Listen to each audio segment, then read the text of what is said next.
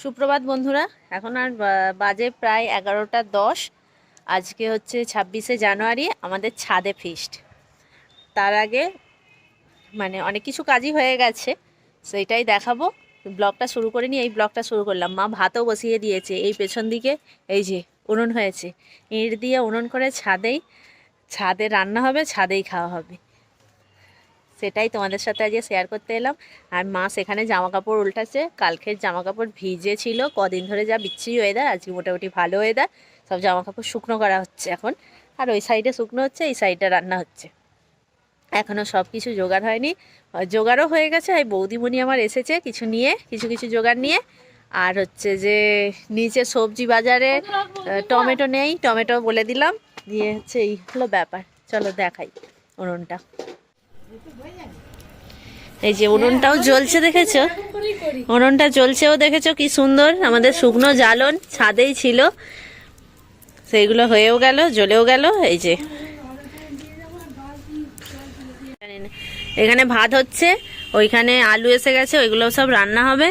আর যে ছাদে এই যে অবস্থাটা এরকম, এখানে বাজার করে রেখেছে, সেটা আনতে যাব। এগুলো ব্যাপার। আবার মানুষ শরীর খারাপ, মানুষকে নিয়ে যেতে হবে ডাক্তার দেখাতে, সেই জন্য স্নানও করে নেবো তাড়াতাড়ি। মায়ের স্নান হয়নি, পুজো হয়নি, মা রান্না বসিয়ে দিয়েছে একদম। আমি মাকে বললাম আর নামতে হবে না, একদম রান্না টান্না করে নামবে, স্নান করে পুজো করে আবার আসবে। এই হলো ব্যাপার। চলো দেখতে থাকো। পাশে কে দাঁড়িয়ে আছে, কি করছে কোনো হুঁশ নেই, এক মনে টিভি দেখে যাচ্ছে। ফিস্ট ফিস্ট করে লাফাচ্ছিল টিভি দেখার জন্য, আর ওপরে যায়নি। দোদন একদম ধরেছে নাতুকে একদম। আচ্ছা, মায়ের ওইখানের রান্না প্রায় কমপ্লিট হয়ে এসেছে। আমাদের রান্না পুরো কমপ্লিট হয়ে গেছে, ওরা শুধু উনুনে বসানো আছে। আর মা এখানে বাসন টাসন মেজে নিয়ে একদম চলে গেল।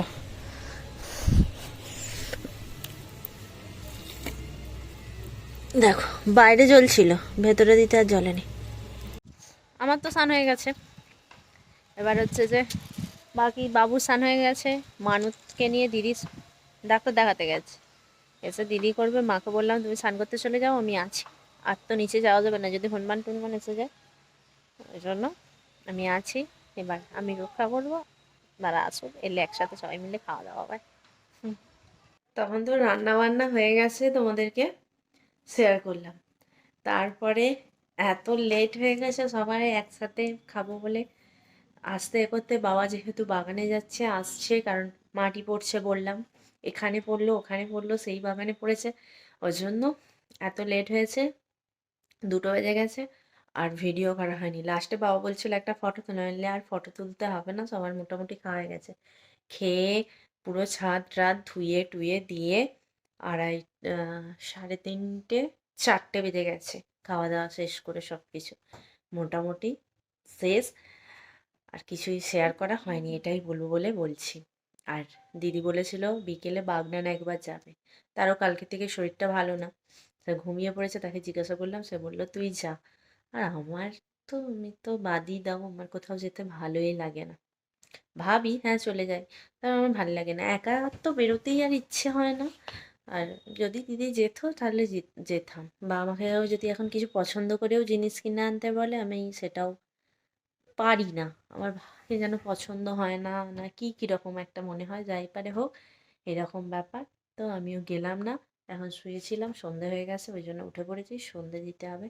মা দিচ্ছে নাকি দেখবো। মা আবার সেই ঘরে উনুনটা ভেঙে গিয়েছিল পৌষ সংক্রান্তির ভিডিওটাই নিশ্চয়ই তোমরা দেখেছো। সেটা মা ঠিক করছিল, আমি গিয়ে একটু দাঁড়িয়েছিলাম। তো তারপরে এসে আমি আবার একটু ফোন ঘাঁটছিলাম। আর আমার নেটকে গড়, জিওর নেট, মানে পুরো নেট থাকে তবু চলে না। যাই হোক, দেখে আর কি বলবো, এই হলো ব্যাপার। হাত ব্যথা হয়ে গেল, না আমি যে কী করবো আমি নিজেই না, এমনি ভগবান জানে আমার কি হবে। যাই হোক, চলো এটাই শেয়ার করবো বলে এখন যাব আমি চুলটা পেনাচ্ছি, মানে চুলটা ভালো করে সুন্দর করে একটু বাঁধছি। আর যাব, দিদি দুটো শাড়ি পালিশ করতে দিয়ে এসেছে সামনেই, আমাদের দোকানের পাশেই। আর বাবুকে যেখানে তুলতে যাই ওখানে। 2 মাস, প্রায় 2 মাস, বুঝি 2 মাসের বেশি বোধহয় হয়ে গেছে। ঠিক আছে, জানুয়ারি তো শেষও হয়ে গেল, ডিসেম্বরেরও আগে নভেম্বর করে দিয়ে এসেছে। সেই শাড়িটা আনতে যাওয়ার কবে থেকে কথা হচ্ছে, আনার হচ্ছে না। তো সেই জন্য দিদি আমাকে বলছিল বাগনান যা বাগনান যা বাগনান যা। আমার বললাম তখনই যে আমার ভালো লাগে না এখন কোথাও যেতে।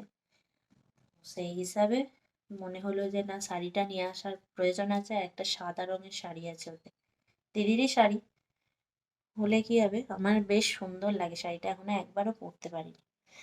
যাই হোক, আর দিদির শাড়ি একটু কমেই পরি, কারণ দিদি শাড়ি পরলে ছিঁড়ে টিড়ে গেলে খুব রাগ করে। তো সেই জন্য আর হচ্ছে যে নিয়ে আসি।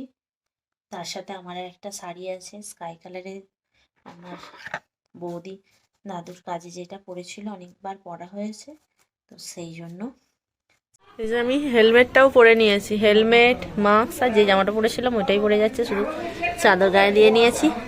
আর গাড়ি তো বাইরেই রয়েছে, গাড়ি বের করারও ঝামেলা নেই তাহলে। আর এই আওয়াজটা, এই যে এইটা একটা চায়ের দোকান, এখানে তাস খেলা হচ্ছে রোজের, এরকম আওয়াজ হয়।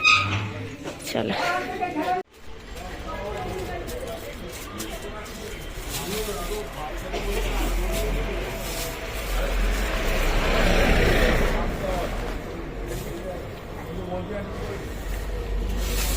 পেয়েছো? এসে ব্যাগ থেকে শাড়িগুলো বের করে নিচ্ছিলাম, আর এই স্লিপটার কথা মনেই থাকছিল না। আর প্রতিবারে এই স্লিপটাই হারিয়ে ফেলি, স্লিপ ছাড়াই নিয়ে আসি, এবারে স্লিপটা ছিল। এই যে বলছিলাম না, দিদির শাড়ি একটা আছে সুন্দর, এটা দিদি আমার দাদার কার্তিক পুজোর সময়, মানে দাদাকে যে কার্তিক দিয়েছিল সেই বছর পুজোর জন্য, কার্তিক পুজোতে পরবে বলে কিনেছিল। বেশি দাম নেয়নি, কিন্তু শাড়িটা খুব সুন্দর। আর একটা, আর এই শাড়িটা দেখেই আমার একটু মাথাটা খারাপ হলো, যে এই যে শাড়িটা একটু বেড়ে গেছে জানো, এই যে এই দিকটা টান পড়েছে, তো তার মানে এই দিকটাতে হয়েছে, মানে এই দিকটা ছোট হয়ে গেছে। এই শাড়িটা দাঁড়াও দেখাই, আমি শাড়ির বিষয়ে খুব খুঁতখুঁতে বাবা, যে কোনো বিষয়। এই যে যেখানটা একটু টান টান মনে হচ্ছে, এটা সমান নয়, তার মানে এটা টেনে গেছে, এরকম টান হয়ে গেছে, এই দিকটা চলে গেছে। মানে পালিশটা যে করেছে খুব ভালো পালিশ করেনি, কিন্তু এখানেই ভালো পালিশ করতো আমার মা, সেই কবে থেকে আমার মায়ের শাড়ি পালিশ করে, টাঙ্গাইল যে এমনি সেই শাড়িও, মানে একটু তাঁতের শাড়ি। বৌদির এই শাড়িটা আমার খুব ভালো লাগে, গোল্ডেন আর রেড। তো বৌদির বিয়ের সময় কেউ দিয়েছিল বৌদিকে, পুজোতে পরে কিরম হয়ে গেছিলো বলে পালিশ করতে দেওয়া হয়েছিল। আমি কি একটা পুজোতে পরেছিলাম, বেশ ভালো শাড়িটা, আমার বেশ ভালো লাগে। আর আমার আমার মায়ের সমস্ত শাড়ি পালিশ করা থাকে বেশ, মানে এমনি যে তাঁতগুলো হয় না নর্মাল তাঁত, সেই তাঁতের শাড়িও পালিশ করা, এত সুন্দর থাকে। একটু পালিশ করে নিলেই, হ্যাঁ বেশি খরচ তো সেই কাচতে হয়, আর কাচলে নাতা হয়ে যায়, বেশ অনেকবার পরার পর পালিশ করে নেয়। মানে ওই শ্রম শাড়ি মায়ের প্রচুর। তো কি বলবো, এই শাড়িটা তখন আমি কিসে পড়ি, 6-7 আরে হয়তো হবে, 7-এও পড়ি না। কি সুন্দর, এটা হচ্ছে তাঁত বালুচুরি, সে তখনকার দিনের বালুচুরি ছিল না, এই যে এইগুলো দেখো, এই যে এইটাকে বলে তাঁত বালুচুরি। আমার মায়ের প্রচুর শাড়ি আছে এরকম। মায়ের একটা সুন্দর কি একটা শাড়িটা ভুলে গেছি, সেটা ওই বালুচুরি ছিল না কি ছিল, আমার একটা রিলেটিভকে পরতে দিয়েছিল, সে 15 দিন পরেছে, পরে পুরো নষ্ট করে ফেলেছে। আর এই শাড়িটা, এই যে এখানটা কি সুন্দর কাজ করা, দারুণ শাড়িটা, প্রচুর পরেছি এই শাড়িটা। আমি এক বছর সরস্বতী পুজোয় পরেছিলাম, তারপর আমার মায়ের একদিন শাড়ি তোমাদের সাথে শেয়ার করব। একটা শাড়ি পরেছিলাম আমার মাসির মেয়ের বিয়েতে, সেই শাড়িটা ফার্স্ট আমিই পরেছি, কিন্তু সেই শাড়িটা আমার হওয়ার আগের শাড়ি, মানে 30 বছর আগেকার শাড়ি আমি পরেছি, ঠিক আছে। তো সেটাই, আমার মায়ের প্রচুর সুন্দর সুন্দর শাড়ি আছে। আর এই শাড়িটা বলছি খুব সুন্দর, এই শাড়িটা দেখবে, খুলে তো তোমাদেরকে দেখালাম, আমার বেশ ভালো লাগে। আর দিদির শাড়ি এই যে এইরকম করে পুরোটা তখন খুব উঠেছিল, এই শাড়িটার দাম বেশি নেয়নি। আর আঁচলটা এই রকম পুরো হচ্ছে, এটা মেশিনের কাজ, কিন্তু হলে কি হবে, খুব সুন্দর। আর আমার দিদির শাড়ি আমি পরি না, কারণ আমার দিদির শাড়ি পরলে একটু কিছু হোক না হোক চেঁচাতে শুরু করে দেবে, বকাবকি করবে, সেই জন্য এই 3টে শাড়ি পালিশ করতে দেওয়া ছিল। এটা মায়ের শাড়ি, এটা বৌদির শাড়ি, এটা দিদির শাড়ি, এই 3টে। ভালো ব্যাপার। চলেও এলাম, এসে বাবার আবার আজকে দুপুরবেলা খেতে গিয়ে দাঁতে লেগে গেছে, এমনি দাঁত পড়ে যাচ্ছে, এমনি সুগার আছে তো, তো এই হিসাবে। আর হচ্ছে যে কি বল, খেতে গিয়ে কট করে একটা আওয়াজ হলো, হওয়ার পরে আর কিছু খেতেই পারলো না। এবার এখন আর বলছে যে না খুব জোর লেগেছে, এখন সুজি খাবে, মা রান্না করছে সুজি, রুটি হবে, হলো ব্যাপার। আর কি, আর কিছুই না। তোমরা, আর তোমাদের কাছে আমার একটা রিকোয়েস্ট, তোমরা সবাই প্লিজ প্লিজ পুরো ভিডিওটা দেখবে, ভিডিওটা দেখে লাইক কমেন্ট শেয়ার সব করবে।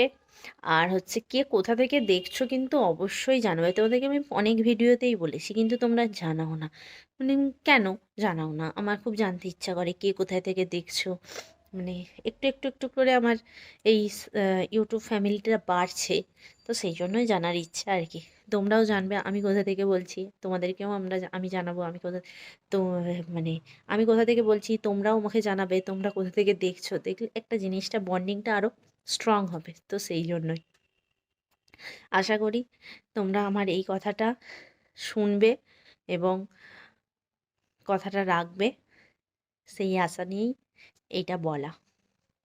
আর একদিন আমার, তোমাদেরকে আমি প্রমিস করছি, আর একদিন হচ্ছে যে আমার মায়ের কিছু কিছু শাড়ি, একদিনে সব না, দুটো একটা শাড়ি এরকম যেটা অনেক বছরের পুরানো শাড়ি এখনও সুন্দর আছে, সেগুলো মানে এই শাড়িগুলো তো ট্র্যাডিশনাল শাড়ি, তো এই এই শাড়িটা আমি আর কোথাও, সত্যি কথা বলতে আমি আর কোথাও দেখতে পাইনি, এই শাড়িটা এত সুন্দর। আমার দিদি একদিন পরে গেছিলো ওর অফিসে, শাড়ির গল্প পরে বলবো। আর একটা গল্প বলি, যেখানে আমরা পালিশ করতে দিই, আমার মায়ের একটা শাড়ি দেখাবো, যেদিনে আমার শাড়ি দেখাবো মায়ের, সেদিনে দেখাবো একটা শাড়ি।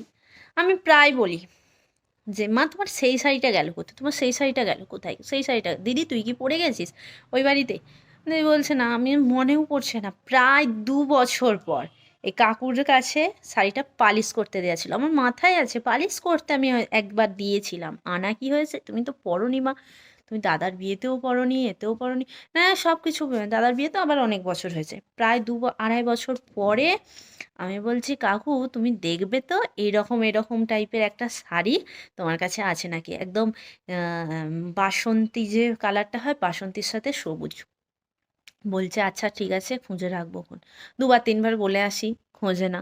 তো তারপরে একদিন কাকু বলছে আচ্ছা তুমি দাঁড়াও, তুমি দেখবে, আমারও মনে থাকে না, আর হচ্ছে যে দোকানটা আমি পরিষ্কার করবো, তো দোকানটা কমও মাল ছিল, তো ঠিক আছে তুমি একটু দাঁড়াও খুঁজে দেখি, থাকলে তো এখানেই থাকবে, বলে দেখছে। আমি তারপর বলছি কাকু ওই যে ওইটা, বলে দেখতে বেরোলো, বের করলো, বললো এটা, আমি বললাম হ্যাঁ, বলে আমি আবার নিয়ে এলাম, প্রায় হ্যাঁ বললে, বলে বাবা এ তো অনেক পুরানো, আমি বলি হ্যাঁ বাড়িতে খুঁজি কিন্তু পাই না, তো সেই জন্য আমি অনেক এখানে ওখানে চারিদিক খোঁজার পরে গোটা বাড়ি খোঁজা হয়েছে, তারপরে আমি তোমার কাছে আসছি আর কি, ওই জন্য তোমাকে বলছিলাম।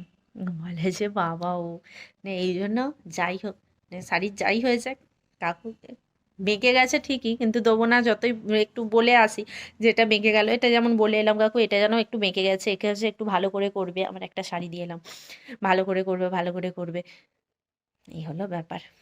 তবু ওখানেই দিই, এই জন্য মানে শাড়ি হারিয়ে যাওয়ার ব্যাপার নেই। আর একটা মায়ের এই কিছুদিন আগে একটা লাল পাট তসরের শাড়ি, তসর না সরি গরদের শাড়ি দিয়ে এসেছিলাম, তো নিয়ে চলে এসেছি, আমি র্যাপ করে রেখেছি, বাবার ঘরের আলমারিটাতে। মাকে বলছে, মা তোমার সেই লাল পাড় সাদা শাড়িটা কোথায় গেল, লাল পাড় সাদা শাড়িটা কোথায় গেল, বলে বলে খুঁজে খুঁজে খুঁজে খুঁজে তারপরে সেদিনে সব জামা কাপড় সব শাড়ি বের করছিলাম, করতে পেয়েছি। হ্যাঁ, হলো ব্যাপার।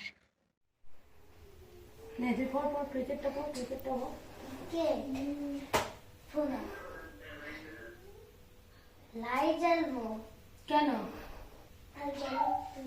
এতে তো লেখা আছে। আজকে ব্লগটা অনেক কিছু গল্প করেছি, ব্লগ সেইরকমভাবে কিছুই নয়, বেশিরভাগটাই গল্প তোমাদের সাথে করেছি। যে ভিডিওটা দেখলে, মানে এর আগেটা অ্যাড করবো, যে বাবু পড়তে বসার, মানে সকাল থেকে পড়তে বসেনি, ধরে বেঁধে ওর মা বসিয়েছে, এখন এখন বাজে 10টা, বসিয়েছে, পড়ার থেকে করছে গল্প বেশি। মায়ের ফোনটা দাও, এইটা একবার দেখে নি, ওটা দাও, এটা মানেটা বুঝতে পারছি না, ফোনটাতে দেখি, এই করে করেই চলছে। এই হলো ব্যাপার। যাই হোক, আজকের ব্লগটা এই পর্যন্তই। সবার তো খাওয়া দাওয়া হয়ে গেছে, যে যা শুতে, মানে মানুষ এসেছে শুতে, দুপুরবেলা ঘুমিয়েছে যে যা, বেশ ভালো, ওই জন্য এখন কেউ ঘুমাবে না, মোটামুটি সব নিয়ে বসেছে। ও নিবাসে সে তার দুজনকে ফোন করেছে, কথা বলবে, করে শোবে।